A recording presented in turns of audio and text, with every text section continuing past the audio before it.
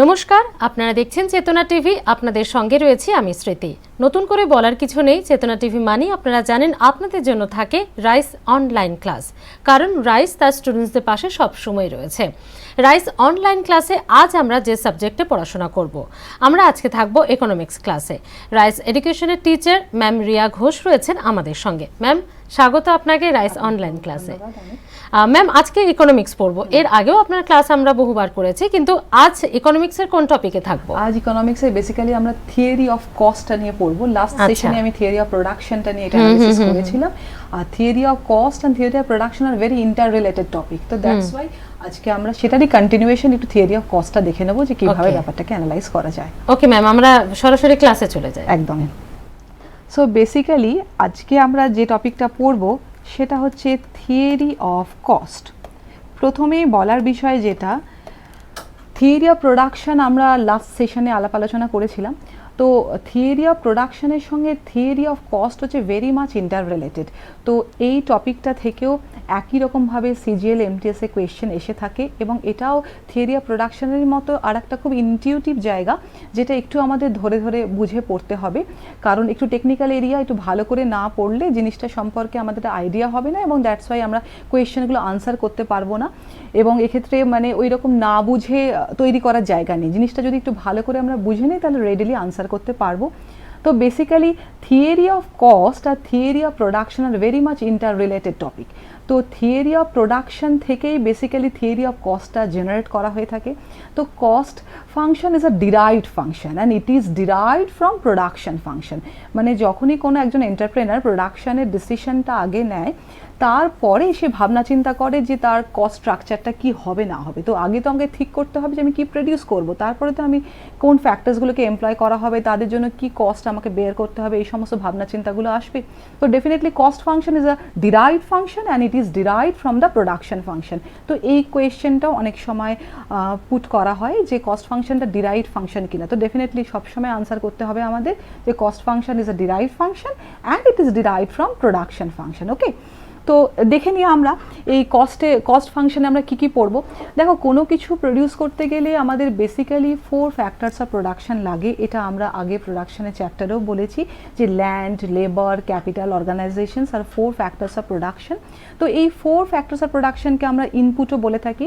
তো এই ইনপুটগুলোকে যখনই আমি এমপ্লয় করছি, তো তাদেরকে কিন্তু একটা ইনকাম দিতে হয়, মানে তাদের একটা আর্নিংয়ের জায়গা রয়েছে, তাদের জন্য আমাকে কস্ট বেয়ার করতে হবে। ওকে, মনে করো ল্যান্ড নিয়েছি, ল্যান্ডের জন্য রেন্ট পে করতে হবে, লেবারের জন্য ওয়েজ, ব্যাংকের কাছ থেকে লোন নিয়ে মেশিন ইনস্টল করেছি, ক্যাপিটাল ইনস্টল করেছি, তার জন্য রেট অফ ইন্টারেস্ট প্রোভাইড করতে হবে। And being an organiser, entrepreneur যেটা নিজের কাছে রিটেন করে সেটা হচ্ছে প্রফিট। তাহলে এই সমস্তগুলোকে যদি আমরা অ্যাড অন করে ডেফিনেটলি যেটা তৈরি হয় সেটা হচ্ছে cost of production of that particular commodity. Okay, তো ডেফিনেটলি কস্টের মধ্যে এই ফ্যাক্টরস অফ প্রোডাকশনের যেগুলো আর্নিং, সেগুলোকে অ্যাড অন করলেই আমরা কস্ট অফ দ্যাট প্রোডাক্টটা পেয়ে থাকি।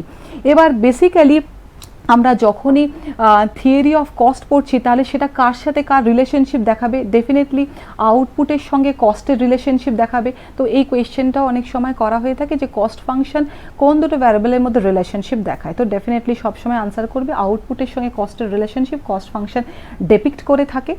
তো যেহেতু আগেই আমরা বললাম যে কস্ট ফাংশন একটা derived function and it is derived from the production function. তো ডেফিনেটলি প্রোডাকশন ফাংশনেরও তো আমরা শর্ট রান, লং রান, এই সমস্ত ভেরিয়াস এপিসোডসগুলো দেখেছি। তো কস্ট ফাংশনেও একই রকমভাবে আমরা কস্ট ফাংশনটা শর্ট রানে একরকম কস্ট ফাংশন দেখব, লং রানে আর একরকম কস্ট ফাংশন দেখব। তো এই জায়গাটা খুব ইনটিউটিভ জায়গা, এখান থেকে প্রচুর কোয়েশ্চেন করা হয়ে থাকে। তো আমরা 1 বাই 1 এক একটা ফেজের কস্ট ফাংশনগুলোকে ডিরাইভ করব। তো প্রথমে যে কস্ট ফাংশনটা নিয়ে আলাপ আলোচনা করা হবে সেটা হচ্ছে short run cost function. Okay, তো শর্ট রান কস্ট ফাংশন যখনই আমরা বলছি, তো শর্ট রান কস্ট ফাংশনে বেসিক্যালি আমরা এটা যেটা দেখতে হবে আমাদের, তো এটা তো শর্ট রান প্রোডাকশন ফাংশন থেকে ডিরাইভ করা।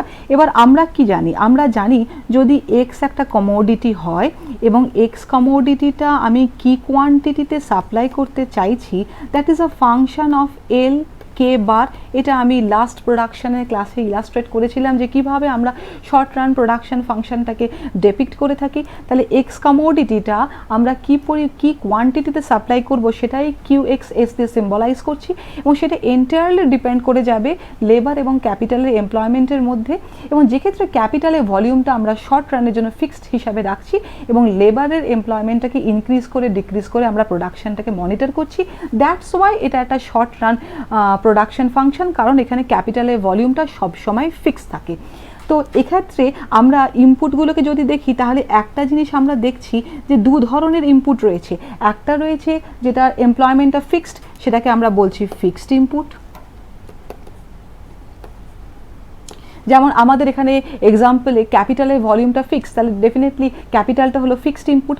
আবার লেবারটা হচ্ছে আমরা ভ্যারি করে প্রোডাকশনটা শর্ট রানে মনিটর করছি, তাহলে লেবারটা বেসিক্যালি কি হয়ে যাবে, ভ্যারিয়েবল ইনপুট হয়ে যাবে লেবারটা। তাহলে ডেফিনেটলি আমরা দেখলাম যে যখনই আমরা শর্ট রান প্রোডাকশন ফাংশন নিয়ে আলাপ আলোচনা করছি তার দুটো পার্ট রয়েছে, একদিকে রয়েছে ফিক্সড ইনপুটের পার্ট আর একদিকে রয়েছে ভ্যারিয়েবল ইনপুটের পার্ট। তো ডেফিনেটলি কস্টের বিষয়টাতেও এই ফিক্সড ফ্যাক্টরের জন্য এক রকমের কস্ট আমাকে বেয়ার করতে হবে এবং ভ্যারিয়েবল ফ্যাক্টরের জন্য আরেক রকমের কস্ট আমাকে বেয়ার করতে হবে।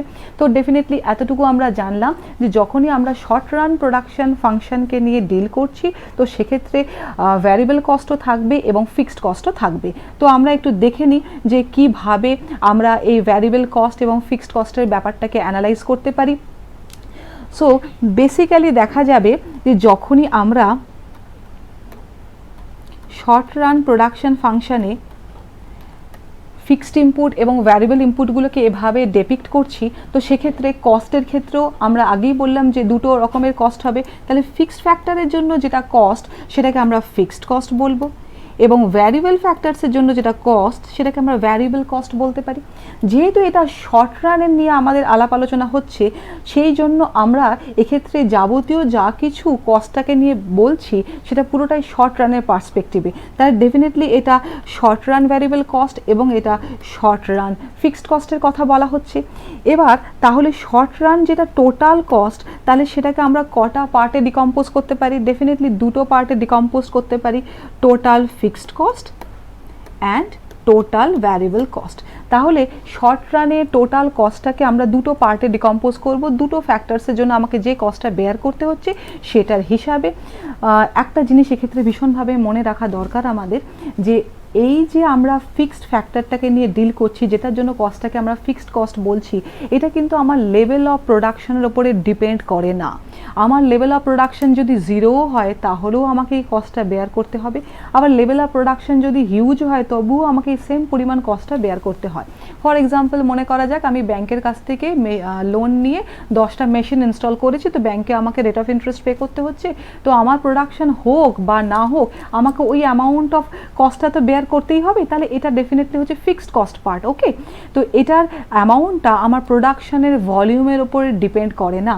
এটা থেকেও অনেক সময় কোয়েশ্চেন আসে যে ফিক্সড কস্ট কম্পোনেন্টটা কি প্রোডাকশনের ভলিউমের উপর ডিপেন্ড করে? সবসময় আনসার করবে যে ফিক্সড কস্ট কম্পোনেন্টটা কিন্তু একদমই প্রোডাকশনের ভলিউমের উপর ডিপেন্ড করে না। প্রোডাকশনের ভলিউম যখন জিরো তখনও আমাকে যে পরিমাণ কস্ট বেয়ার করতে হয়, প্রোডাকশনের ভলিউম যখন অনেকটা বেশি তখনও আমাকে একই পরিমাণ কস্টটা বেয়ার করতে হয়। It is irrelevant to the level of আউটপুটের ভলিউমের উপরে এই কস্টটা ডিপেন্ড করে না। কিন্তু what about variable cost? Variable কস্টটা ডেফিনেটলি আউটপুটের ওপর ডিপেন্ড করবে। ফর এক্সাম্পল মনে করো লেবারকে তুমি এমপ্লয় করেছো, তাকে তোমাকে ওয়েজ দিতে হচ্ছে। তাহলে তুমি যখন লেবারকে এমপ্লয় করছো তো তখনই ওয়েজ দিচ্ছ। এবার লেবারকে যদি তুমি এমপ্লয় না করো তাহলে ওয়েজ দেওয়ার কোনো গল্প থাকে না। তাহলে আমি যদি শর্ট রানে প্রাইমারিলি কোনো লেবার এমপ্লয় না করি তাহলে ডেফিনেটলি আমাকে কোনো রকম ভ্যারিয়েবল কস্ট পে করতে হবে না। কিন্তু আমি যদি লেবারকে এমপ্লয়মেন্টে ইনক্রিজ করি তো ডেফিনেটলি আমাকে ওয়েজ হিসাবে ভ্যারিয়েবল কস্টটাকে পে করতে হচ্ছে। তাহলে ভ্যারিয়েবল কস্টটা ডেফিনেটলি লেভেল অফ আউটপুটের ওপরে ডিপেন্ড করে যায়। তো সেই জন্যে আমরা টোটাল কস্টের মধ্যে দুটো পার্ট দেখলাম, একটা হচ্ছে টোটাল ফিক্সড কস্ট আর একটা হচ্ছে total variable cost. Total variable কস্টটা আউটপুটের ভলিউমের ওপর ডিপেন্ড করে, ওয়্যারএজ টোটাল ফিক্সড কস্টটা কিন্তু আউটপুটের ভলিউমের ওপরে একটুও ডিপেন্ড করে না। এরপরে আমরা এই যে তিন ধরনের কস্ট আমরা শর্ট রানে দেখছি, এদের ফিচার্স সম্পর্কে এবং এদের কার্ভেচার্স কী হয় সেগুলো নিয়ে একটুখানি অ্যানালিসিস করব।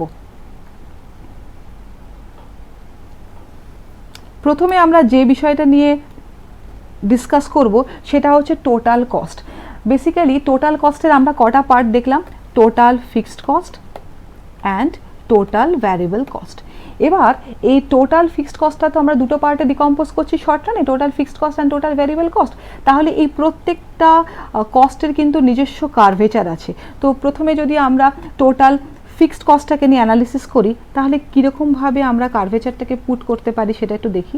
আমরা যদি ভার্টিক্যাল অ্যাক্সিসে টোটাল ফিক্সড কস্ট এবং হরাইজন্টাল অ্যাক্সিসে আউটপুটটাকে মেজার করি, তো আমি আগেই বলেছি যে ফিক্সড কস্টের ভলিউমটা কিন্তু লেভেল অফ আউটপুটের ওপরে ডিপেন্ড করে না, ইট is irrelevant to the level of output. তো ডেফিনেটলি এটা শেপটা হবে একটা straight line parallel to horizontal Axis.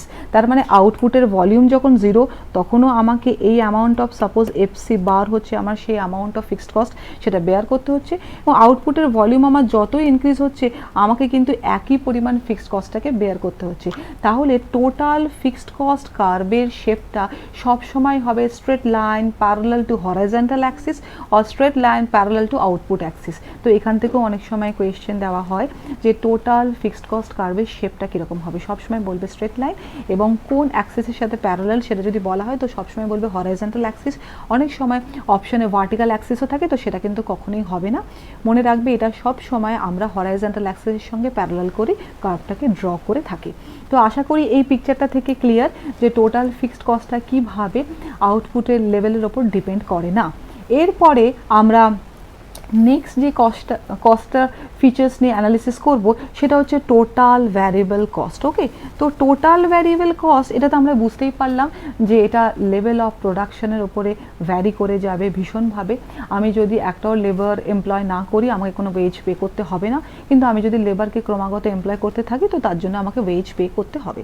তাহলে ডেফিনেটলি এটা আউটপুটের ভলিউমের ওপর ডিপেন্ড করবে। তাহলে আমি যদি এমনটা করি যে ভার্টিক্যাল অ্যাক্সিসে টোটাল ভ্যারিয়েবল কস্ট এবং হরাইজন্টাল অ্যাক্সিসে আউটপুটটাকে মেজার করি, তো বেসিক্যালি টোটাল ভেরিয়েবল কস্টের কার্ভের শেপটা এইরকম একটা শেপ হয়ে থাকে। ডেফিনেটলি এটা একটা রাইজিং ফাংশন, মানে আউটপুট আমরা যতই ইনক্রিজ করছি তো আমরা দেখছি টোটাল ভ্যারিয়েবল কস্টটাও ইনক্রিজ করছে। তো প্রাইমারিলি যখন আমার লেবারের ভলিউমটা জিরো ছিল তখন ডেফিনেটলি আমার আউটপুটটাও জিরো, মানে যখন আমি L0-তে রান করি তখন ডেফিনেটলি আমার আউটপুটটাও তো জিরো হয়। তো ডেফিনেটলি তখন আমাকে কোনো ভ্যারিয়েবল কস্ট পে করতে হয় না, আমাকে কোনো লেবারকে ওয়েজ দিতে হয় না। সেই জন্য এই কার্ভটা সবসময় অরিজিন থেকে স্টার্ট হবে এবং স্টার্ট হয়ে এটা একটা আপওয়ার্ড স্লোপিং কার্ভ যাবে। এই কার্ভটাকে ভালো করে দেখলে বুঝতে পারবে এর একটা স্পেশাল ফিচার আছে, কখনো কনকেভ দেখছি কখনো কনভেক্স দেখছি। অ্যাকচুয়ালি এটা শেপটা সবসময় বলবে ইনভার্টেড এস শেপড, মানে একটা এসকে যদি ইনভার্ট করে দেওয়া হয় তাহলে যেরকম শেপ হবে টোটাল ভেরিয়েবল কস্ট কার্ভের শেপটাও কিন্তু আইডেন্টিক্যালি সেটাই হয়ে থাকে। এটাও অনেক সময় এক্সামে কোয়েশ্চেন দেওয়া হয় যে টোটাল ভেরিয়েবল কস্ট কার্ভে শেপটা কীরকম হয়, সবসময় আনসার দেওয়া হবে এটা একদমই ইনভার্টেড এস শেপড হয়ে থাকে। তাহলে আমরা বুঝলাম যে কিভাবে আউটপুটের ভলিউম ইনক্রিজ করার সঙ্গে সঙ্গে টোটাল ভ্যারিয়েবল কস্টটাও ইনক্রিজ করে যায় এবং উইথ আ স্পেশাল ফিচার যেটা আমরা বলছি ইনভার্টেড এস শেপড। ওকে, তো এরপরে আমরা তো দুটো পার্টে পড়লাম যে তখনই আমরা বলছি টোটাল ফিক্সড কস্ট, সেটা বললাম straight line parallel to horizontal Axis. আবার যখন টোটাল ভ্যারিয়েবল কস্ট বললাম সেটা একটা rising function with the output হচ্ছে। তাহলে টোটাল কস্ট তো এই দুটো ডিকম্পোজিশন, তাহলে টোটাল কস্ট কার্ভের শেপটা কীরকম হবে তো সেটা আমরা একটুখানি দেখে নেব।